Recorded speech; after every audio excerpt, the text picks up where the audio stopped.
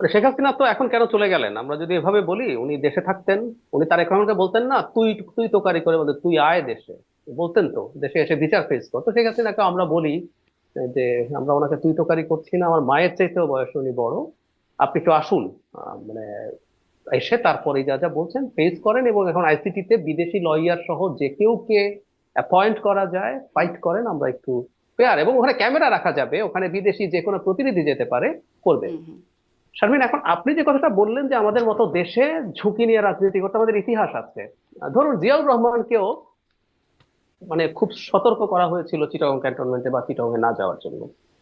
আমি তো বলি, একদম ফ্র্যাঙ্কলি বলি, মানুষের জীবন মৃত্যু আল্লাহর হাতে, কিন্তু আমি তারপরেও বলি, যদি জিয়াউর রহমান মারা না যেতেন, যদি না যেতেন, আমরা বাংলাদেশের ইতিহাসটা, উনি নিশ্চিতভাবেই ইলেক্টেড হয়ে আসেননি আগে, উনি একটা সামরিক মানে 7 নভেম্বরের পর যেভাবে আসলেন, কিন্তু যেখানে আসলেন উনি আসার পর এই দেশের অনেকগুলো ক্ষেত্রে তিনি দেশটাকে যে জায়গায় নিয়ে যাচ্ছিলেন, বেটার কিছু হতে পারতো তো, আমি মনে করি।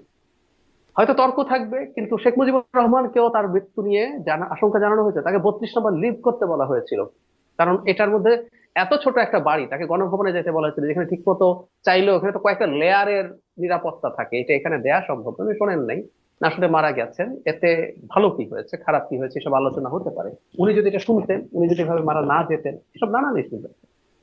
তারেক রহমান, ফুয়াদ ভাই যেটা বলেন, আমি একটু যোগ করতে চাই, বা তারেক রহমান শুধু বিএনপির জন্য না, এটা আমি আমার পয়েন্ট অফ ভিউ বলছি, ভবিষ্যতে হয়তো এটা পাল্টে যাবে, কিন্তু এই মুহূর্তে বাংলাদেশের স্টেবিলিটির জন্য তারেক রহমানের বেঁচে থাকা খুব জরুরি। আমি কেন বলছি, আমরা ধরে নিলাম তর্কের খাতিরে যে তারেক রহমান মারা গেলেন, তিনি হত্যাকাণ্ডের শিকার হলেন, এবং শুধু বাংলাদেশ না, বেনজির ভুট্টোর জীবনে এই ঘটনা ঘটেছে, তিনি বিদেশ থেকে এসে কিছুক্ষণের মধ্যে উনি হত্যাকাণ্ডের শিকার হয়েছেন। যদি এটা হয়ে থাকে, খেয়াল করি আমরা, বিএনপি দলটা বেগম খালেদা জিয়ার নেতৃত্ব দেওয়ার অবস্থায় নেই, তিনি যদি ফিরেও আসেন এবার, হুম আর আমরা ধরে নিলাম, এই ডিবেট এখন ঢুকছি না, ধরে নিলাম পরিবার থেকে যদি নেতৃত্ব হয়, বাংলাদেশের মতো দেশে পরিবার নেতৃত্ব না দিলে দল ভেঙে টেঙে একাকার হয়, আমরা আওয়ামী লীগের ক্ষেত্রেও দেখেছি, বিএনপির ক্ষেত্রেও দেখেছি।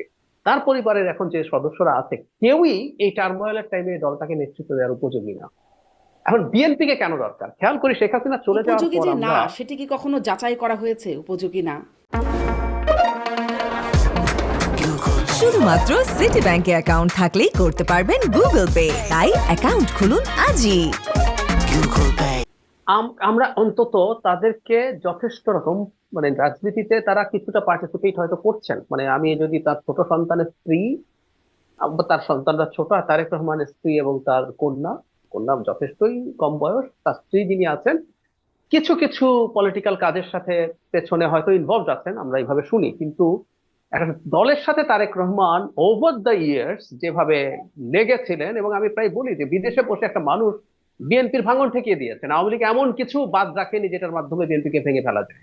সো ওনার পলিটিক্যাল গ্রুমিং অত্যন্ত ম্যাচিওর পর্যায়ে আছে। এখন বিএনপি কে কেন দরকার, আমি সেই কথাটা বলতে চাই। আমাদের শেখ হাসিনা চলে যাবার পর আমরা এই গত তত্ত্বাবধায়ক সরকারটার সময় দেখলাম যে আমরা অনেক ক্ষেত্রে ঠিক গভর্নেন্স, একটু শক্তিশালী সরকারের প্রেজেন্স আমরা দেখি নাই অনেক ক্ষেত্রেই। এখন একটা নির্বাচন যদি হয়, তারপর যদি আমাদের একটা শক্তিশালী পলিটিক্যাল গভর্নমেন্ট না আসে, এটা খুব বড় বিপদের ব্যাপার। আর আমার একটা পার্সোনাল বায়াস আছে, এটা বলেই ফেলি, এটা আমার জন্য হয়তো আরো বেশি দরকার। আমি বাংলাদেশে দেখতে চাই যে সেন্ট্রিস্ট ফোর্স গুলোই থ্রাইভ করুক, তারা গড়ে উঠুক। বিএনপি তো আছে, এটা সবচেয়ে বড়, এনসিপির কথা চেয়েছিলাম, এবি পার্টিও কোনো ঘোষিত আইডেন্টিটি পলিটিক্স করেন না, তারা ইসলামিক ভ্যালুস কে ভ্যালু করেন, কিন্তু তারাও আসলে মূলত একটা সেন্ট্রিস্ট পার্টি, সেন্টার রাইট বলতে পারি। তো এই ধরনের পার্টিগুলো গ্রো করুক। বিএনপি যদি এই মুহূর্তে হঠাৎ করে খুব বড় বিপদে পড়ে যায়, ভেঙে যায় বা দুর্বল হয়ে পড়ে, এই মুহূর্তে এই জায়গাটা ফিল আপ করার জন্য এনসিপি সহ আরো কোনো দল আসলে প্রস্তুত হয়নি। হুম ফলে এই জায়গাটা অনিবার্যভাবেই নিয়ে নেবে, বা হাই প্রবাবিলিটি আছে আমাদের এই যে রাইটিস্ট দলগুলো, এবং টু সাম এক্সটেন্ট এখানে আওয়ামী লীগ আবার প্রাসঙ্গিক হয়ে উঠে পড়তে পারে, হুম যে তারা এই জায়গার মধ্যে ঢোকার চেষ্টা করতে পারে। সেই কারণে আমি মনে করি তারেক রহমানের নিরাপত্তা এবং তার বেঁচে থাকা খুবই জরুরি আমাদের স্বার্থে। সেই কারণে আবারও বলছি, এটা হয়তো শর্ট টার্ম, ইয়ার্স হতে পারে, একটা সময় হুম হয়তো ওনার বা বিএনপিরও এই গুরুত্ব থাকবে না, আমাদের তো অল্টারনেটিভ ফোর্স দাঁড়াবে যারা তখন এই জায়গাটা ফিল আপ করতে পারে।